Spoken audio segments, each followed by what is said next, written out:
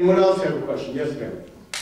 So the electric car is also fossil fuel dependent. Is the argument efficiency or pollution? It's gasoline. You said the electric car was fossil fuel dependent? No, it's not. Sure is. Sure is.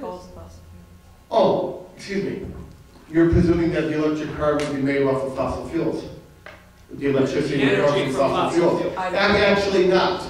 The original concept for the electric car in mass production was made from windmills, which was a Thomas Edison plan. The current plans are, one of the major ones is there's a company called Better Place, which is working with Nissan. It's an Israeli company, and their idea is to take windmills or heat or solar towers to, and I hear you have windmills outside of town, where they would generate the electricity. That's actually T. Boone Pickens' plan. T. Boone Pickens' plan is not to find a way to put a windmill into a gas tank. His idea is to use windmills to offset CNG generated utilities, so the CNG could go into gasoline, to automobiles. Actually, there's enough CNG for both.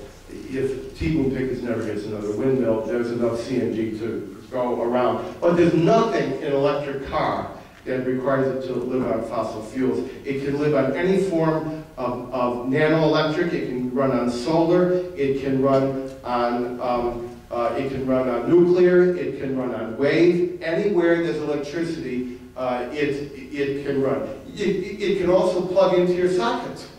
And if you're living in most jurisdictions, you're not having a coal-generated utility. Certainly in many of the locations that I know. Did that answer your question?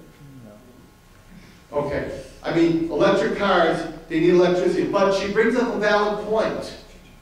There's brown-green and there's green-green. Remember that. As soon as you fix one problem, you make another. You want to get dependent on batteries? You're going to switch your cartel from Saudi Arabia to China, where they're making, and Korea. And remember something, you want to make a battery? That's heavy industry. That's dirty. So, in order to fix one thing, you've got to fix another thing. But I look at this as two distinct problems. One is the green question, and the other is our national security.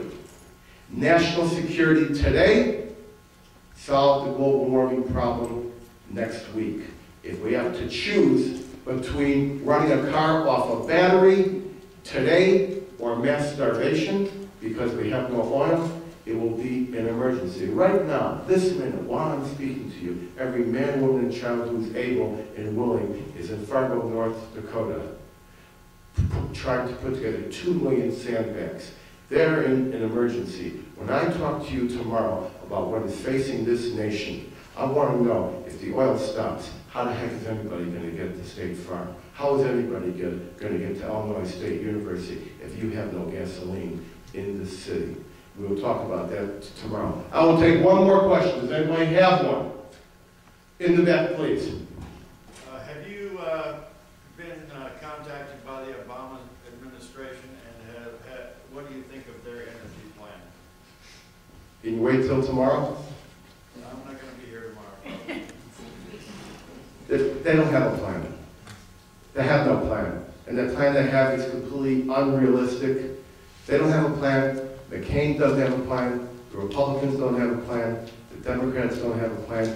No one's got a plan. Maybe when we finish out of here tomorrow morning, all of you folks will have a plan. But they don't have a plan. Thank you very much, ladies and gentlemen.